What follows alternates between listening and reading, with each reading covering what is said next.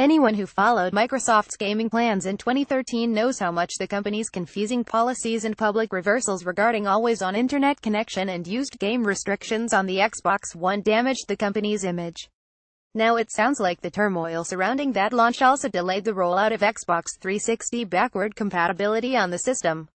This resulted in pushing a planned launch day feature to its actual late 2015 debut. That nugget comes from a wide-ranging behind-the-scenes look at Microsoft's backward compatibility efforts posted on IGN this morning. Amid quotes from an array of Microsoft employees involved in the backward compatibility development and rollout, writer Ryan McCaffrey includes this tidbit: emphasis added. The fan-first feature has evolved from an experiment conducted by two separate Microsoft research teams into a service planned for Xbox One's launch, complete with hardware hooks baked into the Durango silicon, until the well-publicized changes to the Xbox One policies, namely, stripping out the always-online requirement for the console, forced it to be pushed to the back burner. The piece doesn't go into much detail on the decision to delay what was apparently a planned launch day feature for the Xbox One, but it does mention that the project wasn't revived until after the departure of Xbox president Don Matrick in 2013 and the installation of current head of Xbox Phil Spencer in early 2014.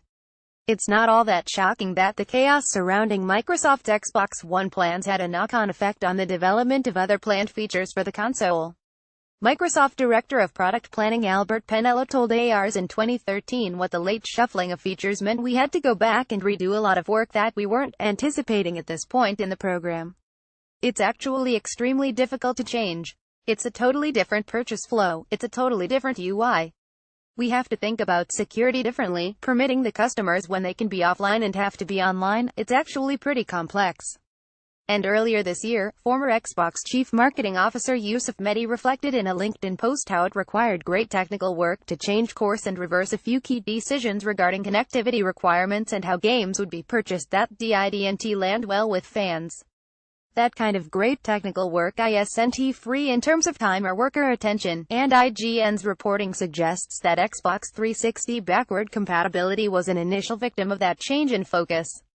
From concept to execution, the rest of IGN's piece goes into detail on how Microsoft's backward compatibility plans evolved, starting with work on a virtual GPU emulator based on the Xbox 360 way back in 2007.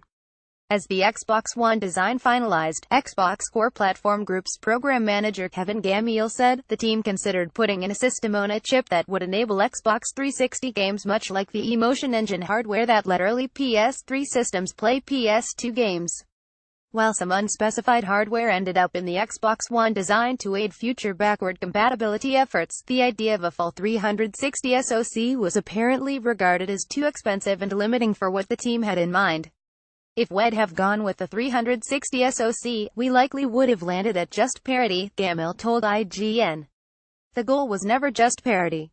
By the time that audience-pleasing, backward compatibility announcement arrived at E3 2015, the team only had a small batch of the promised initial batch of 100 backward-compatible games working on the Xbox One. Other titles were running at speeds as low as 1 FPS until the team fixed an inconsistency between the CPU schedulers on the different hardware. The whole piece is worth a read as Microsoft prepares to launch emulation of select original Xbox games on Xbox One hardware as soon as tomorrow. But we can't help but wonder how the Xbox One's fate would be different had the system launched with support for Xbox 360 games out of the gate. This post originated on Ars Technica.